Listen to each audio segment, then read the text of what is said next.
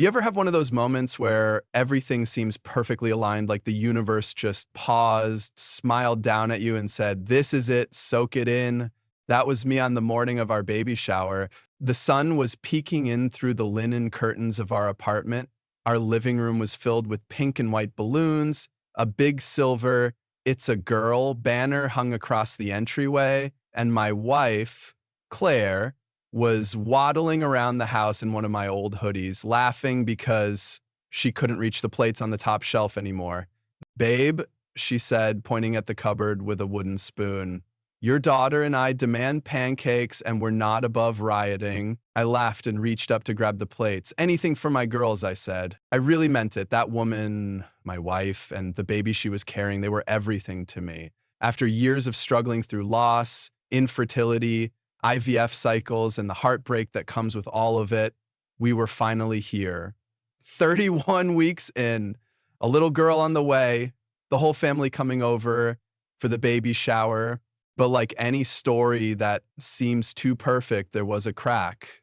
And her name was Monica, Claire's sister. Now, I'd always tried to get along with Monica, even though she was difficult. She had this air of superiority, like everyone around her owed her something. She was always dressed like she was about to walk the red carpet, even if we were just going to Target. She was older than Claire by 3 years and never missed a chance to remind us that she was more successful, more stylish, more everything. Let it go most of the time. I figured family is family, and Claire loved her. That was enough for me. But I'd been biting my tongue for too long, and that day, that baby shower, was the day it all came to a head. Everyone started arriving around 1 p.m. The backyard was full of laughter, folding chairs, and those little finger sandwiches my mother insisted on making. There was a table covered in pink cupcakes, a diaper raffle, and a huge whiteboard for people to write name suggestions on. Claire looked radiant, tired, sure, but glowing in that way pregnant women sometimes do, like they're carrying a little star inside them. Monica showed up an hour late, of course, in 6-inch heels, with her boyfriend, some guy named Brent, who looked like he'd rather be anywhere else. She walked in like she owned the place, gave Claire a kiss on the cheek, then turned to me. "Oh, you're still here," she said, smirking. I forced a smile. "Hi, Monica." She looked me up and down, wrinkling her nose. "You didn't dress up for the occasion?" I was wearing jeans and a collared shirt. It wasn't a wedding. "I think I'm all right," I said, brushing it off. But the comments didn't stop. Throughout the afternoon, she kept making digs about our apartment, about my job, about the gift table. "Wow," she said loudly at one point. "Did you guys actually register at Walmart? That's cute." I gritted my teeth. Claire gave me a look, her way of silently asking me to let it go. So I did. Till Monica crossed a line she never should have crossed. It was during the games, those cheesy baby shower games like Guess the Baby Food and Who Knows Mommy Best.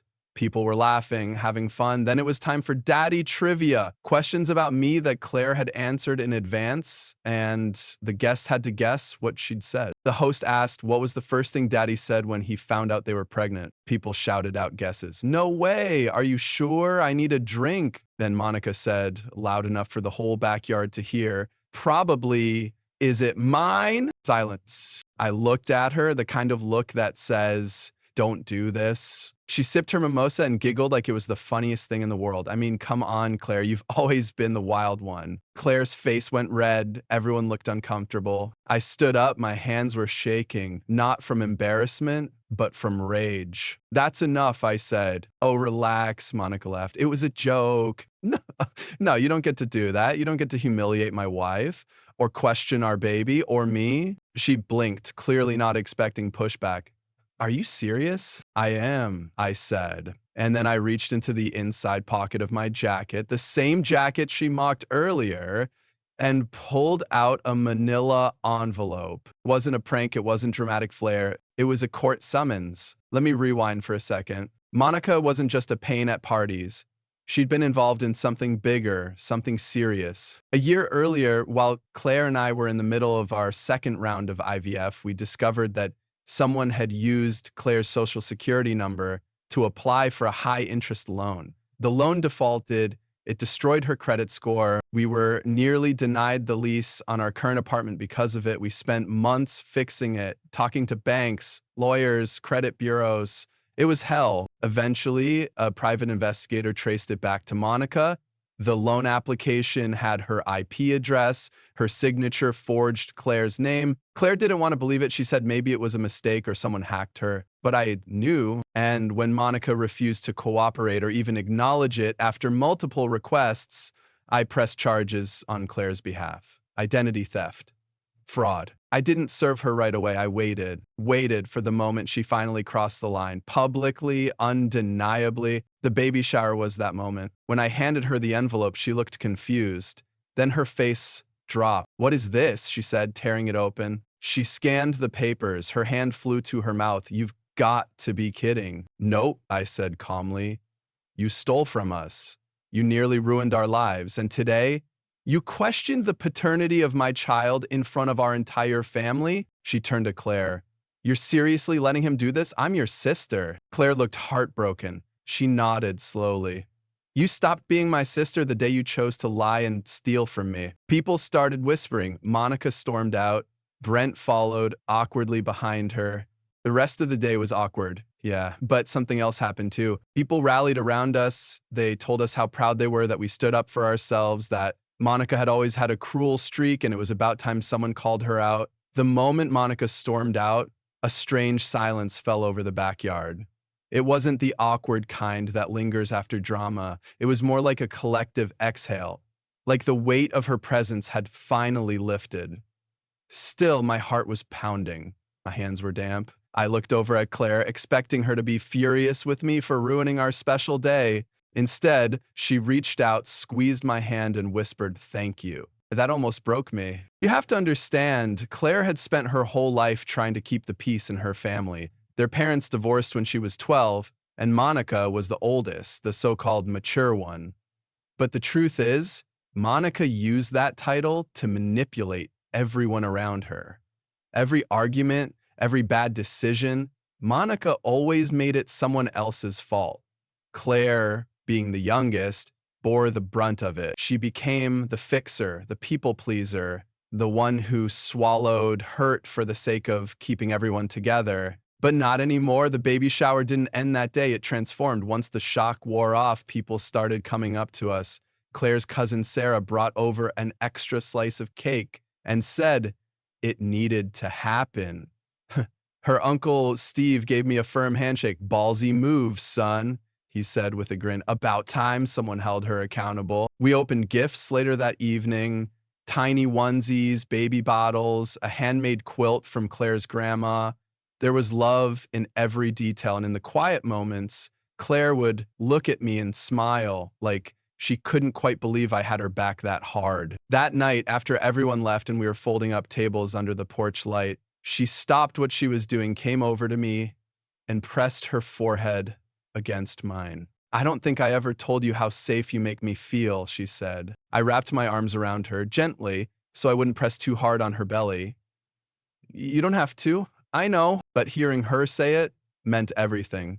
Of course, things didn't just end there. Serving Monica that summons opened a whole new chapter. Her reaction? Predictable. She posted screenshots of the court papers on her Instagram story, blurred out the important details, but wrote, "My gold-digging brother-in-law is suing me for no reason. Sad what people do for attention." Claire and I didn't respond. We didn't need to. The truth was documented in black and white, in legal filings and email records. Monica's lawyer tried to settle quietly at first, offered us a few $1,000s in exchange for dropping the charges. Claire and I looked at each other and said no. It wasn't about the money. It was about principle. It was about setting a boundary for the first time in our lives. We wanted Monica to face the consequences of her choices and learn from them. That meant going through with it. The weeks leading up to the court date were stressful. Claire was 8 months pregnant by then, and I was working overtime to prep the nursery, attend doctor's appointments, and handle the case. There were nights we'd lie awake, not talking, just holding hands in the dark. One night I asked, "Do you think we're doing the right thing?" She didn't answer right away. Then she said, "We're doing the hard thing, but it's the honest thing, and that's what we'll teach our daughter." I kissed her forehead and silently promised that our daughter would never grow up afraid to speak her truth. The court date arrived on a Monday. Claire couldn't come. Her OB strongly advised against it, so I went with our lawyer, a fierce woman named Amelia who didn't take crap from anyone. Monica sat on the other side of the courtroom with her attorney, looking smaller than usual. She wasn't wearing her usual heels or glam makeup. She looked tired, anxious.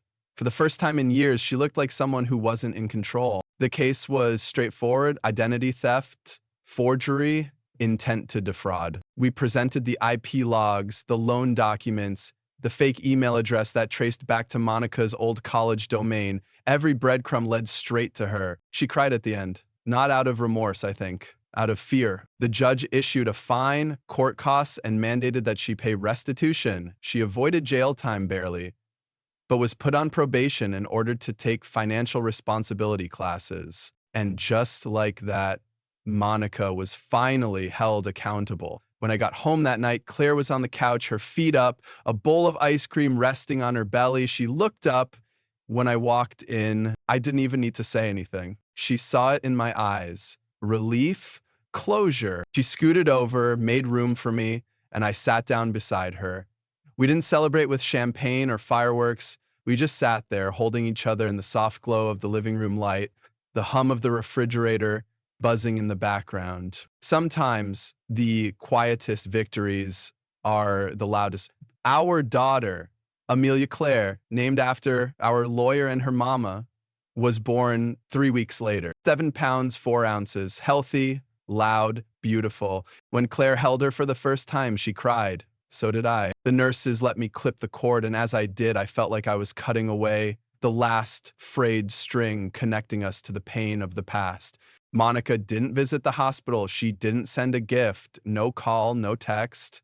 And you know what? That was fine. Some people think family is defined by blood, but I've learned sometimes the ones who love you the most, who stand up for you, who protect your peace and your dreams and your future, they're the ones who earn the title of Monica didn't, but Claire did. And I like to think I did too. We had another baby shower a year later, this time for our son. It was smaller, just a few close friends, Claire's mom, my parents, and Sarah. Lots of laughter, no drama. When someone joked about the last baby shower incident, we all laughed. Not bitterly, not with tension, but with the ease of people who've been through something, survived it, and come out stronger. Claire squeezed my hand under the table, and I knew whatever came next, we'd face it together. If you enjoyed my story, don't forget to like and subscribe to my channel for more real-life stories like this.